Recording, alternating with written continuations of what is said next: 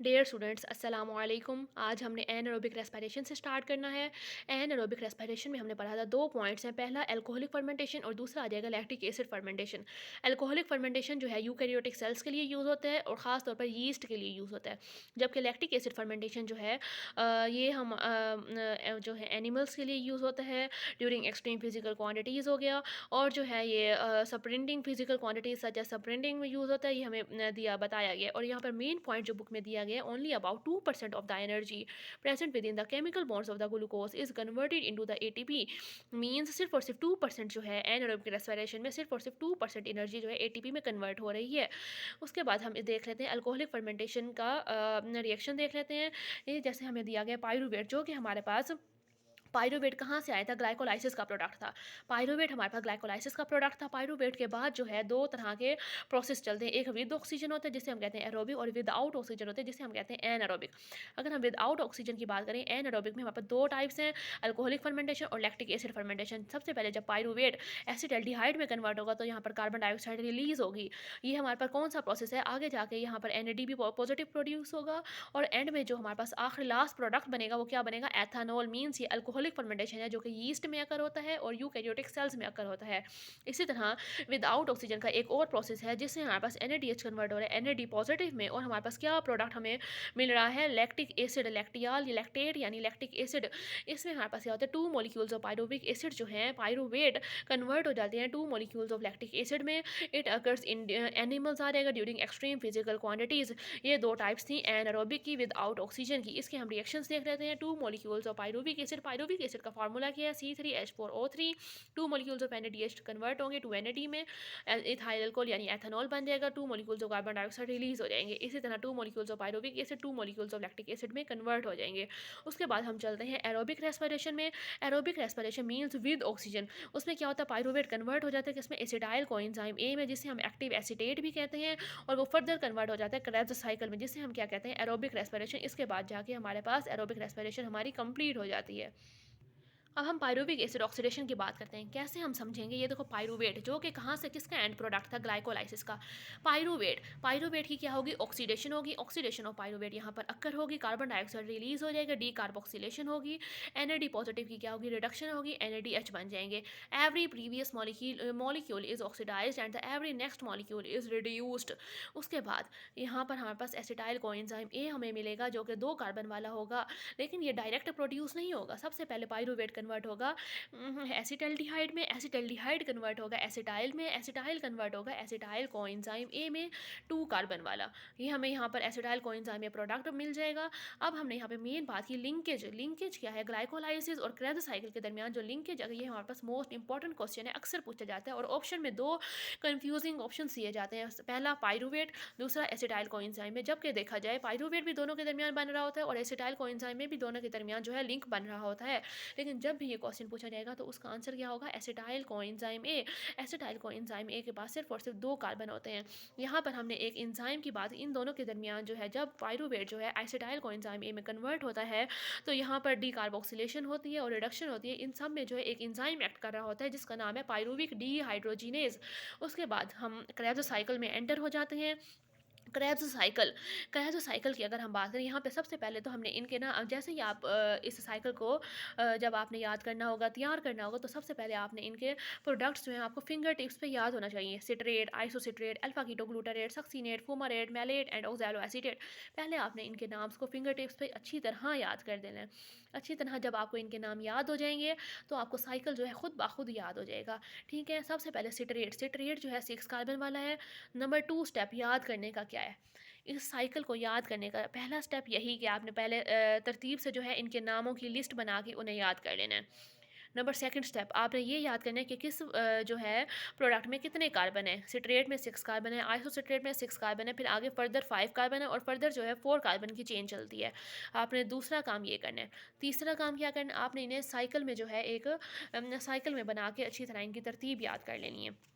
उसके बाद चौथा स्टेप आपने इनमें ये देखना है कि कहाँ पर एनएडीएच प्रोड्यूस हो रहा है, कहाँ पर कार्बन डाइऑक्साइड रिलीज़ हो रहा है, कहाँ पर एटीपी प्रोड्यूस हो रही है, कहाँ पर एफएडीएच2 प्रोड्यूस हो रहा है, कितने एनएडी हैं, कितने एटीपीएच हैं, कितने एटीपी हैं, कितने एफएडीएच2 इस साइकिल में प्रोड्यूस हो रहे हैं।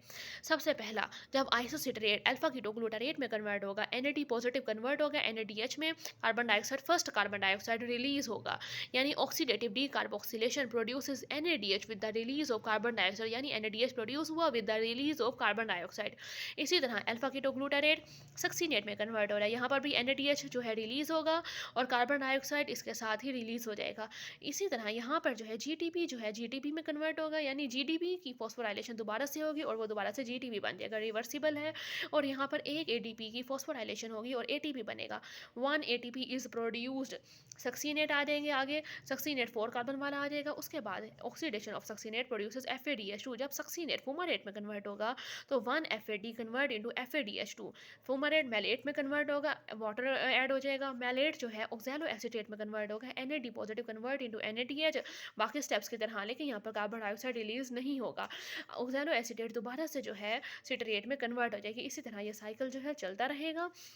उसके बाद आपने जो एक और बात याद रखनी है कि इस साइकिल में अब अगर हम इसे काउंट कर लें, 3 एनएडीएच हैं टोटल, 1 एफएडीएच2 है and 1 ATP are produced in this cycle. उसके बाद आपने एक और बात याद रखनी है कि इस साइकिल में हर स्टेप पे है रिडक्शन हो रही है, लेकिन सिर्फ एक स्टेप है जहाँ पर रिडक्शन नहीं हो रही। कौन सा स्टेप? फुमारेट से मैलेट में जब कन्वर्ट हो रहे हैं, यहाँ पर रिडक्शन नहीं हो रही। अब हमने इस क्रेब्स साइकिल में हमने क्या करना है, टोटल एटीपी काउंट करनी है, एटीपी की कैलकुलेशन करनी है। सबसे पहले हम देखते हैं, जब पहले हमें इस बात का पता होना ज़रूरी है कि एन में कितने एटीपी होते हैं। एन कंटेन्स 3 एटीपी, जबकि एफ कंटेन्स 2 एटीपी। ये बात हमने याद रख ली। उसके बाद हमने इस पूरे साइकिल से एटीपी कैलकुलेट करने हैं। पायरुवेट एसिटाइल कोएंजाइम ए में कन्वर्ट हुआ, यहाँ पे एनएडीएच प्रोड्यूस हुआ, एनएडीएच में कितने एटीपी हुए? 3 एटीपी ये वाले। उसके बाद एक एटीपी तो हमारे पास एक प्रोडक्ट में ही प्रोड्यूस हो गए, 4 हो गए, 4। उसके बाद एक एनएडीएच में कितने एटीपी होते हैं? 3, एक एनएडीएच में 3, 1 2 3, 3 मल्टीप्लाई बाय 3, 3 3 ज़ा 9, 9 10 11 12 13, और एफ में 2 एटीपी होते हैं, 13 14 15, यानी एक क्रैब साइकिल में पायरुवेट से लेकर पूरे क्रैब साइकिल तक कितने एटीपी प्रोड्यूस होते हैं? Total 15 ATPs are produce. लेकिन अगर हमसे पायरुविक एसिड ऑक्सीडेशन को अलग कर दें और क्रैब साइकिल की बात करें तो क्रैब साइकिल में हमारे पास 12 एटीपीज प्रोड्यूस होते हैं। ये बात हमने याद रख लेनी है। इस तरह से हमें एटीपी के कैलकुलेशन जो है हमें करनी आनी चाहिए।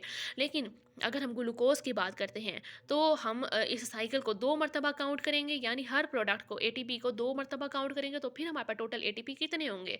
तब हमारे पास देखते हैं कितने होंगे टोटल एटीपी। ये देखें 1 2 3 4, 4 तो एनएडीएच है, 4 को हमने 2 से मल्टीप्लाई कर देना, 4 2 आर 8, और 8 हर एनएडीएच में कितने? 3 एटीपी हैं, तो 8 को 3 से मल्टीप्लाई कर देंगे, 8 3 आर 24, 24 एटीपी यहाँ हो गए। एफएडी हमारे पास एक था, हमने इसको एफएडी को हमने मल्टीप्लाई कर देना 2 से, एफएडी को जब 2 से मल्टीप्लाई करेंगे 1 है तो 2 ये हो गए, और 1 एफएडी प्रोड्यूसेस 2 एटीपी, 2 एटीपी, और 2 एफएडी प्रोड्यूसेस 4 एटीपी, 4 एटीपी ये हो गए। ठीक है, 4 एटीपी और 4 एटीपी एफएडीएच2 के प्रोड्यूस किए हुए, 24 एटीपी एनएडीएच के प्रोड्यूस किए हुए, 24 और 4 28, 28 और ये वाले डबल होंगे तो हमारे पास 28 29 30 आ जाएंगे, 30 एटीपीज प्रोड्यूस हो जाएंगे। टोटल हमारे पास क्रेब्स साइकिल में जब हम ग्लूकोज के लिए लेंगे तो हमारे पास 32 एटीपीज प्रोड्यूस होंगे। इसकी कैलकुलेशन मैं आपको दोबारा से समझाती हूँ। पहले थोड़ी सी डिटेल देख लेते हैं। क्रेब्स साइकिल का दूसरा नाम है हमारे पास citric acid cycle, tricarboxylic acid cycle, और इसका एंड प्रोडक्ट में क्या प्रोड्यूस होता है? कार्बन डाइऑक्साइड और वाटर प्रोड्यूस होते हैं। Citric acid cycle is also known as tricarboxylic acid cycle. It takes place कहाँ पर जो है टेक्स प्लेस होता है? माइटोकॉन्ड्रियल मैट्रिक्स में, यानी inner membrane of the mitochondria में। 2 क्रेब्स साइकिल फॉर 1 ग्लूकोज, यानी एक ग्लूकोज मॉलिक्यूल के लिए हम 2 क्रेब्स साइकिल लेते हैं। एटीपी की कैलकुलेशन मैं आपको दोबारा से अभी समझा दूंगी, अभी सब्र रखें। उसके बाद हम चलते हैं साइटोक्रोम्स पे, यानी रेस्पिरेटरी चेन पे चलते हैं। पहले रेस्पिरेटरी चेन को हम डायग्राम से देखते हैं।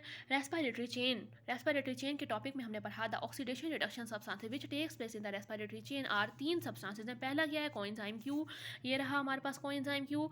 दूसरा है series of cytochrome enzymes B C A and A three, cytochrome B, cytochrome C, cytochrome A, cytochrome A three, molecular oxygen, ये मोलिकुलर ऑक्सीजन आ गई। उसके बाद हमने क्या करना है, सबसे पहला स्टेप अगर हम देखें, ये हमारे पास है डायग्राम किसकी है, हमारे पास रेस्पिरेटरी चेन है। रेस्पिरेटरी चेन है, इसमें हमारे पास कोएंजाइम क्यू और साइटोक्रोम्स दिए हुए हैं और लास्ट में हमारे पास ऑक्सीजन दिया हुआ है। सबसे पहले हम देखते हैं इसमें कितने एटीपी प्रोड्यूस हो रहे हैं। इसमें टोटल 3 एटीपी प्रोड्यूस हो रहे हैं, एक यहाँ और एक ये रहा हमारे पास, ये लास्ट वाला।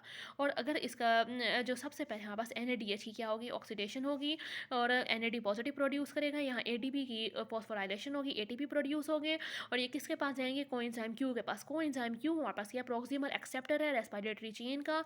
कोएंजाइम क्यू में क्या होगा, FADH2 की ऑक्सीडेशन होगी, FAD प्रोड्यूस होगा, 2 इलेक्ट्रॉन्स प्रोड्यूस होंगे, 2 इलेक्ट्रॉन्स यहाँ से ट्रांसफर करते रहेंगे और ये प्रोडक्ट बन जाएगा हमारे पास साइटोक्रोम बी। साइटोक्रोम सी में कन्वर्ट होगा, यहाँ पर ADP की फॉस्फोराइलेशन होगी, ATP बनेगा, ये हमारे पास दूसरा ATP बनता है।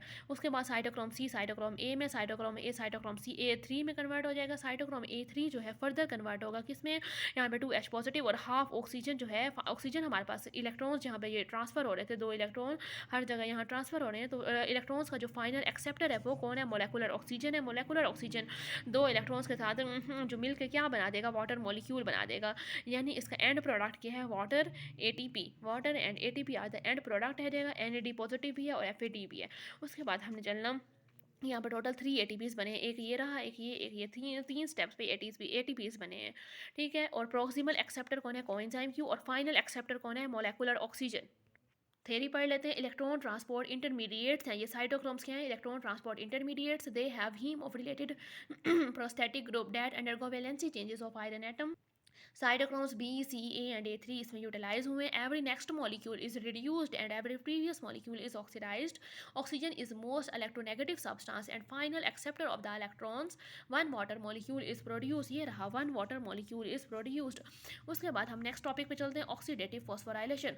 ऑक्सीडेटिव फॉस्फोराइलेशन में सबसे पहले हम इस इक्वेशन को पढ़ते हैं, NADH plus H positive plus 3 ADP plus 3 PI plus half O2 क्या बना देगा, NADH प्लस H पॉजिटिव मिलकर NAD बनाएंगे, ये मिलकर 3 ATP बना देंगे और वाटर जो है रिलीज हो जाएगा। उसके बाद हमने कहा synthesis of ATP in the presence of light था तो फोटोफॉस्फोराइलेशन था, in the presence of oxygen है तो हमारे पास ऑक्सीडेटिव फॉस्फोराइलेशन है। Oxidative phosphorylation it is coupled with the respiratory chain, यानी ये जो है रेस्पिरेटरी चेन के साथ जो है ये टॉपिक कपल करता है। Oxidative phosphorylation is coupled with the respiratory chain हो जाएगा। Molecular mechanism of oxidative phosphorylation is in conjunction, यानी इन दोनों का जो मैकेनिज्म है वो आपस में मिलता है, यानी इन दोनों का मैकेनिज्म एक ही है। Takes place in the inner membrane of mitochondria, यानी in the cristae of mitochondria आ जाएगा। जो इसमें मैकेनिज्म कौन सा इन्वॉल्व है, दोनों में, ऑक्सीडेटिव फॉस्फोराइलेशन में भी और रेस्पिरेटरी चेन, दोनों का जो मैकेनिज्म है वो एक ही है, कौन सा, chemiosmosis. Pumping of hydrogen ion is across the inner membrane of mitochondria into the outer compartment, यानी from the inner membrane cristae of mitochondria into the outer compartment. अगर ये फ्लो चार्ट देखें, ये किसका फ्लो चार्ट है, oxidative phosphorylation का। यहाँ पे देखें ग्लूकोज कन्वर्ट हो रहा है, ग्लूकोज फ्रुक्टोज 6 फॉस्फेट में, फ्रुक्टोज 6 फॉस्फेट, जब फ्रुक्टोज 1 6 फॉस्फेट में कन्वर्ट होगा तो यहाँ पर दरमियान में एक एंजाइम एक्ट करता है जिससे हम कहते हैं फोस्फोफ्रुक्टोकाइनेज, जो कि मैंने आपको ग्लाइकोलाइसिस में भी बताया। अब हमने फर्दर देखना है, फ्रुक्टोज 1 6 बिस फॉस्फेट कन्वर्ट होगा पायरुवेट में, पायरुवेट के बाद जब पायरुवेट की ऑक्सीडेशन होती है तो वहाँ पर एक एंजाइम एक्ट करता है जो कि मैंने आपको क्रेब्स साइकिल के ऊपर बताया था, जिसका नाम है पायरुवेट डीकार्बोक्सिलेज। उसके बाद ये प्रोड्यूस करते हैं एसिटाइल को एंजाइम है जो कि 2 कार्बन वाला होता है। उसके बाद ये क्रेब्स साइकिल में एंटर हो जाता है। क्रेब्स साइकिल जो है एंड में चली जाती है इलेक्ट्रॉन ट्रांसपोर्ट चेन में और वहाँ पर मैकेनिज्म होता है कीमियोऑस्मोसिस और यहाँ पर जाके रेस्पिरेशन का एंड हो जाता है। अब मैंने आपको इस फ्लो चार्ट से समझाना है, जब हमारे पास पायरुवेट से पहले, हमने पढ़ा था ग्लाइकोलाइसिस में कि पायरुवेट से पहले ATP प्रोड्यूस हो रहा है, पायरुवेट से पहले वाला ATP और क्रेब्स साइकिल में जो ATP प्रोड्यूस होता है वो, और इलेक्ट्रॉन ट्रांसपोर्ट चेन में जो ATP प्रोड्यूस हो रहा है वो, अगर इन तीनों जगह पे, इन तीनों पॉइंट्स पे ATP की अमाउंट क्या हो रही है, ज़्यादा हो रही है, तो ये फोस्फोफ्रुक्टोकाइनेज एंजाइम को इनहिबिट कर देगा। कहाँ, पायरुवेट से पहले, क्रेब्स साइकिल में और इलेक्ट्रॉन ट्रांसपोर्ट चेन में ATP की अमाउंट अगर ज़्यादा हो जाए तो ये फोस्फोफ्रुक्टोकाइनेज एंजाइम को इनहिबिट कर देता है। इसी तरह अगर क्रेब्स साइकिल में सिट्रेट की अमाउंट कम हो जाए, सिट्रेट क्रेब्स साइकिल का जो पहला प्रोडक्ट था वो था हमारे पास सिट्रेट। अगर सिट्रेट की अमाउंट क्रेब्स साइकिल में कम हो जाती है तो it activates the phosphofructokinase. ATP की अमाउंट ज़्यादा होगी तो इनहिबिट करेगा, सिट्रेट की अमाउंट कम होगी तो इट एक्टिवेट द फॉस्फोफ्रुक्टोकाइनेज। ये बात समझ आई। उसके बाद हमने कहा कि क्रेब्स साइकिल में अगर हमारे पास एनएडीएच की अमाउंट क्या हो जाएगी, ज़्यादा हो जाएगी, एनएडीएच की अमाउंट ज़्यादा हो जाएगी तो किसको इनहिबिट करेगा, पायरूवेट डी कार्बोक्सिलेज। ये एंजाइम कहाँ पे है, पायरूवेट की जब हम ऑक्सीडेशन कर रहे होते हैं तो वहाँ पर ये एंजाइम एक्ट करता है जो कि पायरूवेट को एसिटाइल को एंजाइम में कन्वर्ट करने के लिए मदद करता है। ठीक है, यहाँ पर हमने ये सारा फ्लो चार्ट को समझ लिया। उसके बाद हम चलते हैं एटीपी की कैलकुलेशन पे। ये एटीपी की कैलकुलेशन के लिए मैंने यहाँ पर एक टेबल बना दिया। सबसे पहला प्रोसेस है हमारे पास, यहाँ पे मैंने प्रोसेसेस के नाम लिख दिए। यहाँ पर एनएडीएच कितने प्रोड्यूस होते हैं, एफएडीएच2 कितने प्रोड्यूस होते हैं, एटीपी कितने बनते हैं, एटीपी यूज कितने होते हैं और नेट एटीपी कितने रह जाते हैं।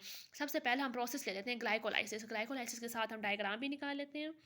पहला प्रोसेस है हमारे पास ग्लाइकोलाइसिस। ग्लाइकोलाइसिस में एनएडीएच कितने प्रोड्यूस हो रहे हैं, 2। अब हम टेबल में देखते हैं कि कहाँ 2 प्रोड्यूस हो रहे हैं। ये फ्लो चार्ट है, यहाँ पर एक एनएडीएच ये प्रोड्यूस हो रहे हैं, एक एनएडीएच ये प्रोड्यूस, यानी टोटल कितने एनएडीएच प्रोड्यूस हो रहे हैं, 2। एफएडीएच2 कोई प्रोड्यूस नहीं हो रहा, पूरे फ्लो चार्ट में कोई भी एफएडीएच2 नहीं है। एटीपी कितने प्रोड्यूस हो रहे हैं, 4। 1 2 3 4। हालांकि ये 2 भी तो एटीपी है, लेकिन ये 2 एटीपी यूटिलाइज हो रहे हैं और ये 4 एटीपी प्रोड्यूस हो रहे हैं। प्रोड्यूस कितने हो रहे हैं, 4। यूज्ड कितने हो रहे हैं, 2। ये 2 यूज्ड हो रहे हैं, बाकी रहे 4 में से 2 गए, बाकी नेट एटीपी कितना रह गया, 2 एटीपी रह गए। उसके बाद हम नेक्स्ट टॉपिक पे चलते हैं, पायरूविक एसिड ऑक्सीडेशन, जिसमें एनएडीएच 2 प्रोड्यूस हो रहे हैं। ये रहा पायरूविक एसिड ऑक्सीडेशन। यहाँ पर 2 एनएडीएच प्रोड्यूस होते हैं, ना एफएडीएच कोई प्रोड्यूस हो रहा है, ना ही कोई एटीपी प्रोड्यूस हो रहा है। यहाँ पर चलते हैं, क्या है, पायरूविक एसिड ऑक्सीडेशन में 2 एनएडीएच प्रोड्यूस हो रहे हैं, FADH2 0, ATP 0, net ATP 0, utilise 0। आगे हम चलते हैं क्रेब्स साइकिल। क्रेब्स साइकिल में 6 एनएडीएच प्रोड्यूस हो रहे हैं, यानी ये जो हमने टेबल बनाया ये हमने ग्लूकोज के हवाले से बनाया। 1 ग्लूकोज मॉलिक्यूल के लिए कितने एनएडीएच यूज़ हो रहे हैं, कितने एफएडीएच2 यूज़ हो रहे हैं, हमने इस लिहाज से टेबल बनाया है। अब हमने एनएडीएच की अमाउंट देखनी है, किसमें, क्रेब्स साइकिल में 6 एटीपी 6 एनएडीएच कैसे बन रहे हैं, 1 2 3 बन रहे हैं और ग्लूकोज के लिए 6, यानी इनको मल्टीप्लाई कर देने किससे, 2 से। एफएडीएच2 1 बन रहा है तो मल्टीप्लाई बाय 2 करेंगे, 2 एफएडीएच2, एटीपी 1 बन रहा है, मल्टीप्लाई बाय 2 2 एटीपी बन रहे हैं, यानी 6 एनएडीएच आ जाएगा, 2 एफएडीएच2 आ जाएंगे, 2 एटीपी आ जाएंगे। एटीपी यूज़ कोई भी नहीं हो रहा और नेट एटीपी जो जितने थे उतने ही नेट वापस रह गए। अब हम रेस्पिरेटरी चेन की अगर हम बात करें, वहाँ पर कोई एनएडीएच नहीं है, कोई एफएडीएच2 नहीं है, कोई एटीपी यूटिलाइज नहीं हो रहा। नेट एटीपी हमारे पास 28 कैसे है, ये हमने कैलकुलेट करना है। रेस्पिरेटरी चेन के लिए हमने एटीपी कैलकुलेट करने हैं। क्या देखेंगे, ग्लाइकोलाइसिस में हमारे पास 2 एनएडीएच थे, 2 एनएडीएच से कितने एटीपी भी प्रोड्यूस हुए, 1 एनएडीएच प्रोड्यूसेस 3 एटीपी, सो 2 एनएडीएच प्रोड्यूसेस 6 एटीपी, 6 एटीपी ये वाले हो गए। फिर हमने कहा कि यहाँ पे जो है 2 एटीपी यूटिलाइज हो रहे हैं, तो बाकी कितने रह जाएंगे हमारे पास, 4 एटीपी। नेट एटीपी हमारे पास 4 रह गए। इसी तरह 8 एनएडीएच और the pyruvic acid oxidation and Krebs cycle और पायरूविक एसिड ऑक्सीडेशन को मिला के कितने एनएडीएच बनते हैं, 8, यानी 1 ये रहा और 3 इसमें, टोटल मिला के 4। ग्लूकोज के लिए हम मल्टीप्लाई 2 कर देंगे, 4 2 are 8, 8 NADH of pyruvic acid oxidation and Krebs cycle कितने एटीपी प्रोड्यूस करेंगे, 1 NADH produces 3 ATP, so 8 multiply by 3 24 ATP, 24 ATP ये, 4 एटीपी ये, 28 एटीपी। उसके बाद हमने कहा 2 FADH2 of Krebs cycle produces 4 ATP, यानी एक क्रेब्स साइकिल में एक एफएडीएच2 है। ग्लूकोज के लिए 2 एफएडीएच2 और 1 एफएडीएच2 प्रोड्यूसेस 2 एटीपी, तो 2 एफएडीएच2 प्रोड्यूसेस 4 एटीपी, 4 एटीपी ये वाले हो गए। 24 + 4 कितना हो जाएगा, 32। अगर हम बात करें net ATP during respiratory chain in the eukaryotic cell is 32, लेकिन अगर प्रोकैरियोटिक सेल की बात करेंगे तो वहाँ पर 34 आ जाएंगे। यहाँ पर अगर हम एक और मेन पॉइंट भी बता देती हूँ, aerobic respiration and anaerobic respiration. अगर हम एरोबिक रेस्पिरेशन की अगर हम बात करें और एरोबिक रेस्पिरेशन में पूछा हो कि total ATP formed from cellular respiration of the glucose, यानी एरोबिक रेस्पिरेशन की बात हो और टोटल एटीपी का लव्स हो तो हम कहेंगे 40, लेकिन एरोबिक रेस्पिरेशन की बात हो और प्रोकैरियोट्स की लव्स हो तो हम कहेंगे 38, और अगर यूकैरियोट्स की बात कर रहे हो एरोबिक रेस्पिरेशन में तो 36 net ATPs are produced.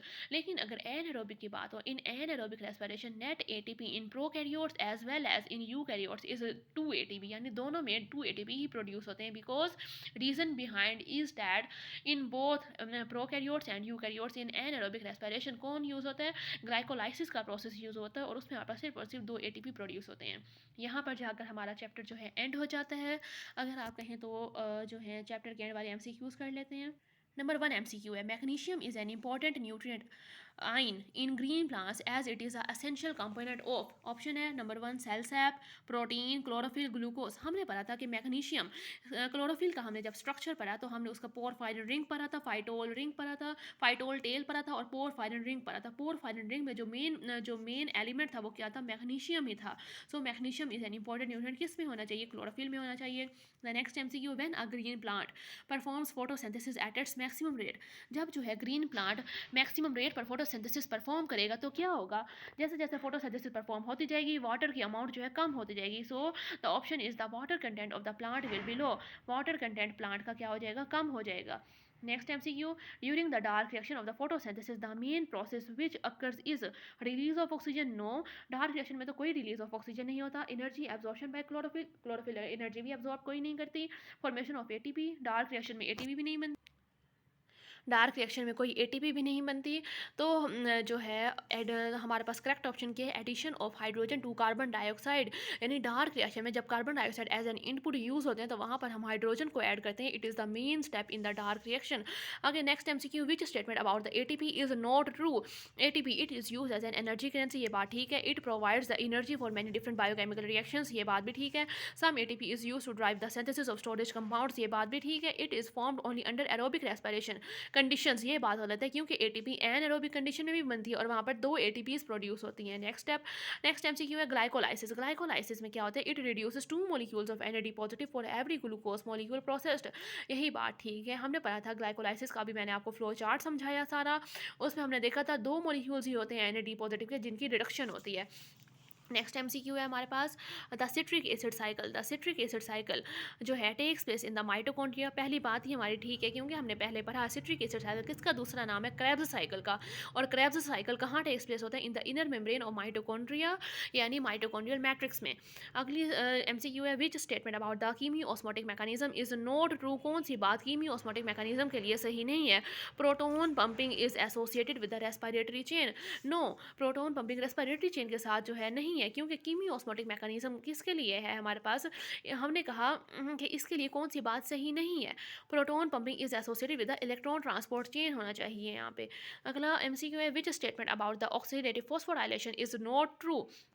Oxidative phosphorylation की अगर हम बात करें, ऑक्सीडेटिव फॉस्फोराइलेशन क्या था, synthesis of ATP in the presence of oxygen, हमने बताना है कि इसके बारे में कौन सी बात सही नहीं है। Its functions can be served equally well by fermentation, no, क्योंकि ये oxidative phosphorylation it is the ये जो हमने टॉपिक पढ़ा था ये किस में आता है, एरोबिक रेस्पिरेशन में आता है, जबकि फर्मेंटेशन जो है एनएरोबिक रेस्पिरेशन में आ जाती है। That's why this point is not true. उसके बाद जो है लास्ट MCQ नहीं अभी रहते हैं, before pyruvate enters the citric acid cycle यानी Krebs cycle, it is decarboxylated oxidized and combined with coenzyme forming acetyl coenzyme में कार्बन डाइऑक्साइड। हमने पढ़ा था जब पायरुवेट की ऑक्सीडेशन करते हैं तो NADH की क्या होती है, रिडक्शन होती है, तो NADH का मॉलिक्यूल जो है प्रोड्यूस होता है, लिहाजा हमारे पास क्या प्रोडक्ट बनेगा, सिर्फ और सिर्फ NADH। Next MCQ, in the first step of the citric acid cycle acetyl coenzyme reacts with the oxaloacetate to form, क्या बनाएगा, जो कि क्रेब्स साइकिल की फर्स्ट प्रोडक्ट है जिसे हम क्या कहते हैं, सिटरेट। अगर हम नेक्स्ट MCQ देख लेते हैं, the last MCQ, when deprived of oxygen, यानी जब ऑक्सीजन नहीं होगा, yeast cells obtain energy by fermentation producing carbon dioxide ATP end. इतना आसान MCQ है क्योंकि हमें साफ पता है कि फर्मेंटेशन किस में होती है, एनारोबिक रेस्पिरेशन में होती है, और एनारोबिक इसके अलावा हम ये यीस्ट का वर्ड जैसे ही देखेंगे तो हमें पता चल जाएगा कि ये किसकी बात हो रही है, एनारोबिक में इथाइल अल्कोहल फॉर्मेशन की बात हो रही है। एक था लैक्टिक एसिड फॉर्मेशन और दूसरा क्या थी, अल्कोहल फर्मेंटेशन, अल्कोहल फर्मेंटेशन की बात हो रही है, यानी फर्मेंटेशन का वर्ड उन्होंने खुद ही यूज़ कर लिया, तो साफ पता चल जाएगा इथाइल अल्कोहल, क्योंकि हमने पढ़ा था यीस्ट में अल्कोहलिक फर्मेंटेशन होती है, तो इथाइल अल्कोहल यहाँ पर हमारे पास प्रोडक्ट बनेगा। इसके साथ ही हमारा चैप्टर जो है एंड होता है। मुझे यकीन है कि आप लोगों को बहुत अच्छा समझ आया होगा और आप लोगों की बहुत अच्छी से तैयारी होगी। इंशाल्लाह मैं आपके लिए दुआ करूँगी कि आप लोग जो है अच्छी तरह इस चैप्टर को समझ सकें और आइंदा भी आने वाले चैप्टर्स को बहुत बाखूबी अंदाज में जो है समझ सकें। अल्लाह हाफ़िज़।